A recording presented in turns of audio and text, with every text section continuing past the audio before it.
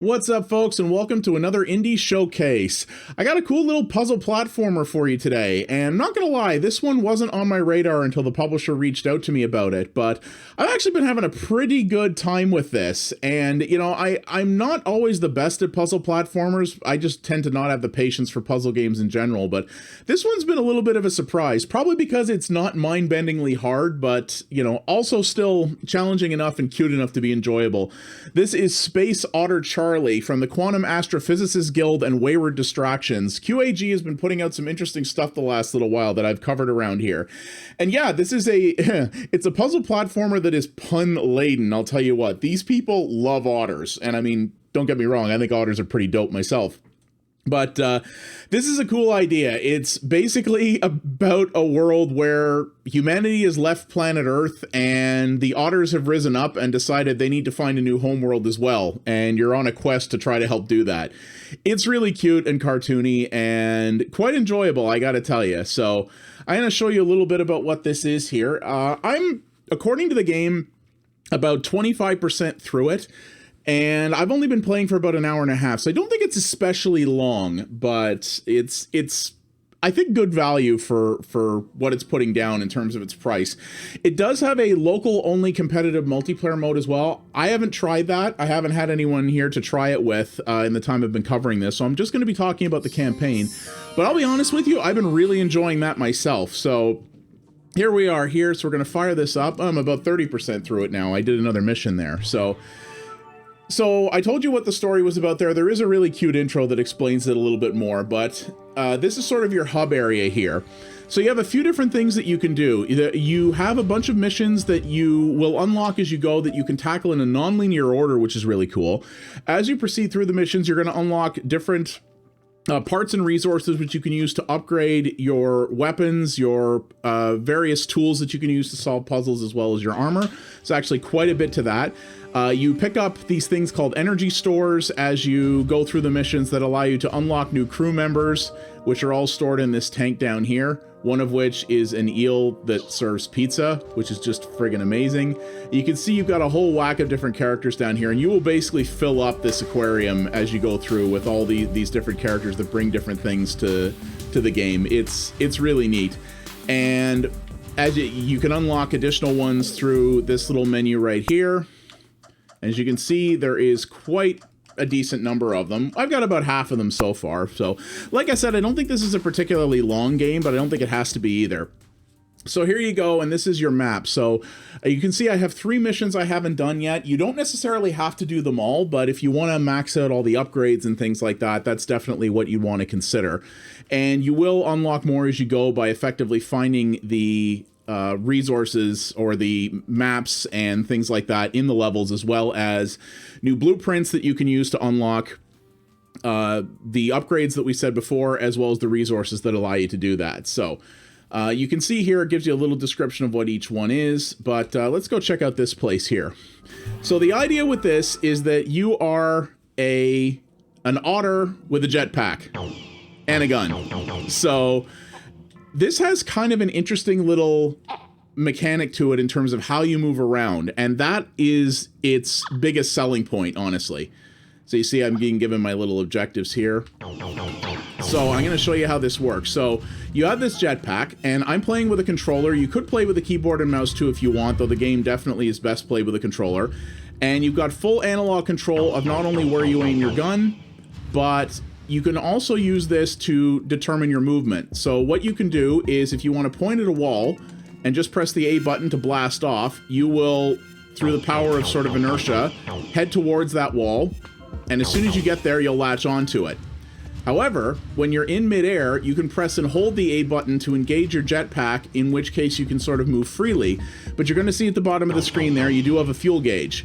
Your jetpack doesn't ever permanently run out of fuel, and it does recharge reasonably quick, but most of the levels, as you can see here, are fairly tight, fairly tight quarters, and are going to require a lot of sort of nuance to move around them. So it's not as easy as you might think to get the sort of precise coordinated flight that you might need in order to traverse some of the puzzles and hazards.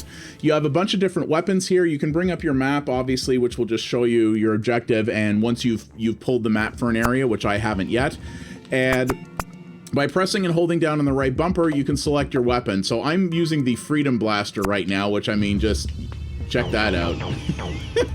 It doesn't do a lot of damage, but it fires multiple projectiles at once, which is nice. Then you have the Reflector Ray, which does a decent amount of damage and can reflect off mirrored surfaces. And then you have the basic Laser, which again does more damage, but has a, you know, somewhat limited field of fire. Now you can see there I'm picking up those little blue energy cores. Those can be used to unlock additional companions, but also to very slowly recharge your health, which is in the upper left there. So if you end up getting hurt along the way, you don't have, your health is not, you know, is not in a permanent state. You can heal up as you go. And essentially, as you go here, you've got to solve different puzzles. So you can see there's buttons that you can shoot that will affect different things. There's my map. So here we go. Here's the map for the level, and you can see where I have to go. Some levels are bigger than others. And you can see there, so this button's on a timer, which it shows you there when you turn it, when you flip it off. So you got to get through this as quickly as you can. And of course, there are enemies in the level. There is a narrative, if you will, justification for the enemies that you run into. This is a very goofy story. You know, the sort of, the core of it is that after humanity destroyed planet Earth, they basically said, screw this, and took off for another galaxy and left all the animals behind. However, the planet was still heating up and they were sort of getting tired of it. So the otters decided, hey, you know what? We should try to build a spaceship and try to get out of here. And after numerous failed attempts, they actually managed to succeed, and you're currently trying to find a new home for the creatures left on Earth. And all these evil space robots that are trying to destroy you are due to a failed experiment that the humans tried before they fully disappeared. Yeah, like I said. Okay, so that was looks like a special locked door that needs something that I don't have yet, so... And you'll have, so a lot of the puzzles in this are very physics heavy. So for example here, you see I got to block this laser, but I've got to do it with a box that has sort of its own momentum. And there we go, I got one of the 4 isotopes I needed, so you got to be careful with that, because if you don't get the right momentum, it's not going to block the laser for very long. But you see here, I've now moved into this other area over here. So every level is sort of divvied up into these little sort of compartments, I guess you'd say, that you have to go through. So the challenge as you progress does definitely ramp up. You know, I'm not even at the halfway point yet. We're still doing fairly early impressions here, but I'm gonna say that at this point, I've never found the game particularly overly difficult. The puzzles have not become particularly mind-bending yet.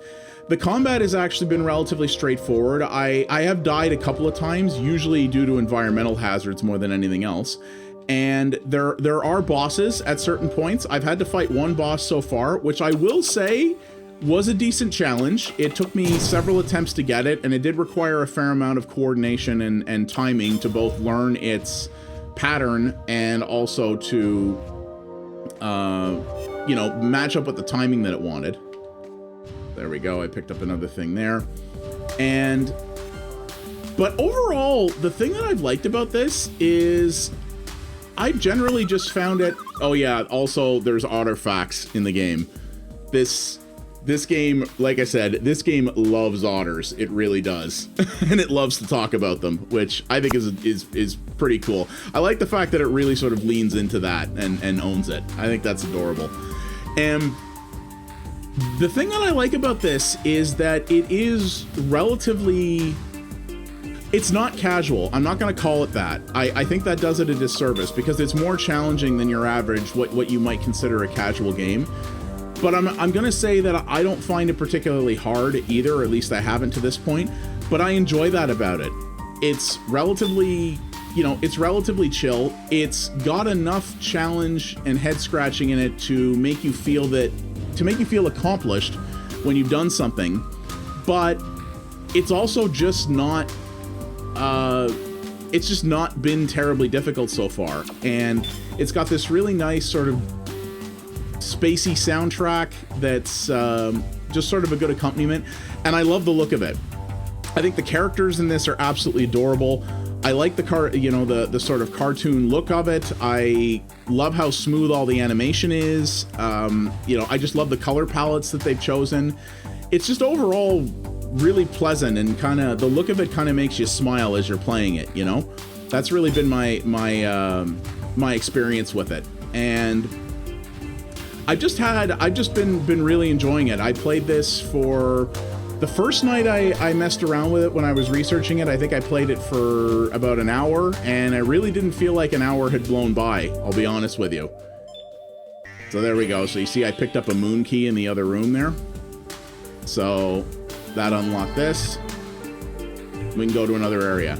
So it's somewhat standard puzzle solving type stuff, right? So you see there, whoops, I'm picking up stuff for my my weapon upgrade, and picking up parts and research and chemicals and things like that, which it keeps track of up there for you. And yeah, it's just been an enjoyable experience. When you die in the game, you don't tend to go back too far, so it hasn't been that bad. In that respect, it never feels overtly frustrating. And sometimes don't get me wrong, there is absolutely a time and a place for really gnarly puzzle games, without a doubt. This game does have some extra things in it. It's got secret doors that you can find that will take you into other areas. Like, for example, this, I can actually see there's a doorway. Well, those are the fire jets, but there's probably a hidden doorway that gets me into there, that you want. Or possibly, no, that just opens the door, so, okay. But there are secret areas and things to find that are by no means required, but certainly, give you some nice to haves. And there is a time and a place for, real mind-bending puzzle games.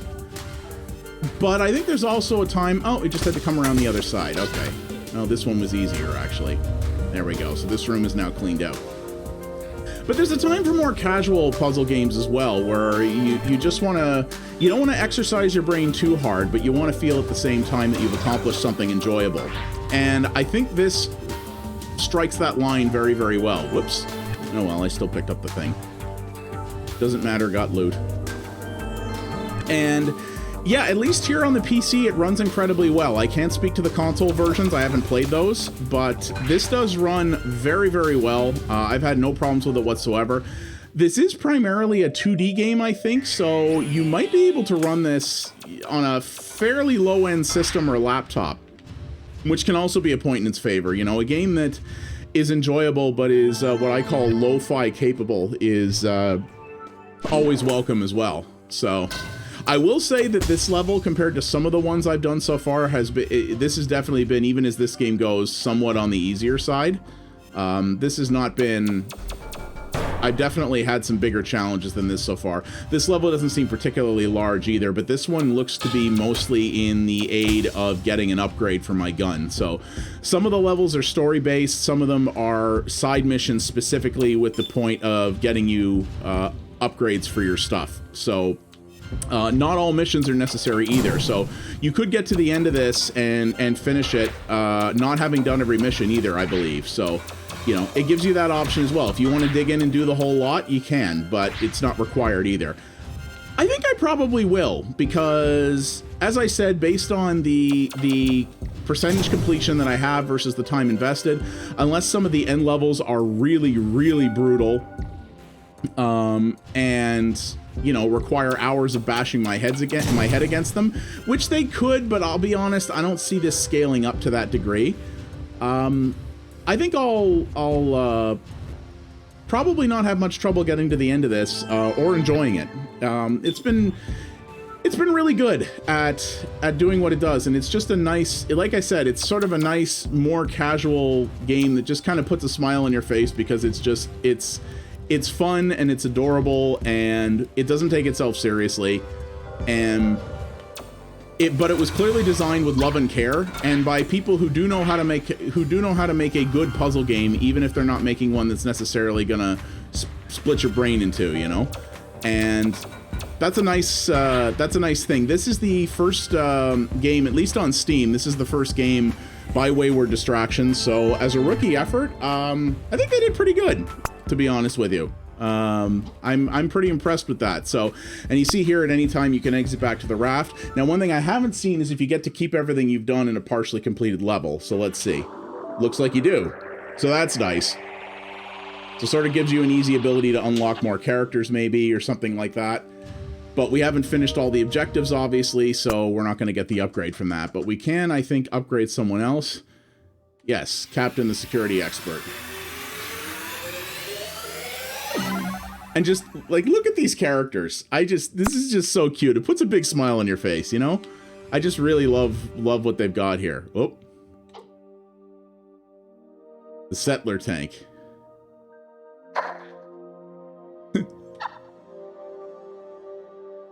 I did not know that's what otters were called. See, and it teaches you something, too.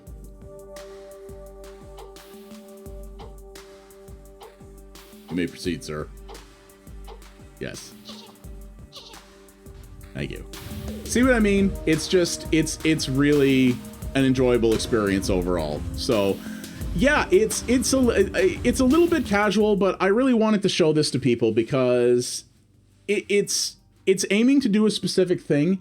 And I personally believe it's doing that exceptionally well. So, oh, neat. See, I didn't actually even know this. So when you bail out of a mission, you actually retain the progress within that mission. That's very cool. I did not know that. So that is actually really slick. And so this actually is really suited to more casual play as well, in terms of if you only got a few minutes, you can jump into it, do a couple of things, and then bail out of a mission if you want. So that's actually really cool. I really appreciate that. So, yeah, this is a really nice package overall. And on top of that, you do get the local multiplayer versus mode as well. So if you've got somebody to play this with, especially on consoles, then, you know, this gives you a little extra thing to it. I haven't tried that, but from what I've seen of it in their, you know, when they've talked about it, it looks pretty neat. So I have been enjoying this quite a bit, and I wanted to show it to you because, you know, not every puzzle fan is going to like how maybe straightforward this is, but I think a lot of people will, and it has been quite enjoyable for me. So yeah, that is Space Otter Charlie. It is out now on PC, Mac, Switch, Xbox One, and PlayStation 4. You can get this just about anywhere you like. And it is a good, you know, I don't know, what would the industry call this? A mid-casual game or something like that. But it's very good, and it's quite reasonably priced as well. So I think they've hit a sweet spot with this, and I hope it finds success. And I definitely intend to finish this up on my own time. I think I've enjoyed it. I don't finish every game I cover, but the ones that I do usually stand out as something special. So thank you very much, folks, for watching another Indie Showcase. If you did like what you saw here, you know what to do. Like the video, subscribe, hit that bell, click all the things. It helps it get noticed by more and more people. And definitely leave a comment below. Tell me what you think about this game. Do you enjoy this? Are there other games like this that you might recommend out there? I know there's more than this, and to be honest with you, not a lot of them come across my radar. But I like platformers that offer a challenge, but nothing too mind-bending sometimes. And I'd love to know if there's more stuff out there like this. But like I said, for a rookie effort, this one's pretty good. So thank you very much for watching, everybody, and I will see you on the next episode of Indie Showcase. You folks have yourselves a good one. Take it easy, everybody.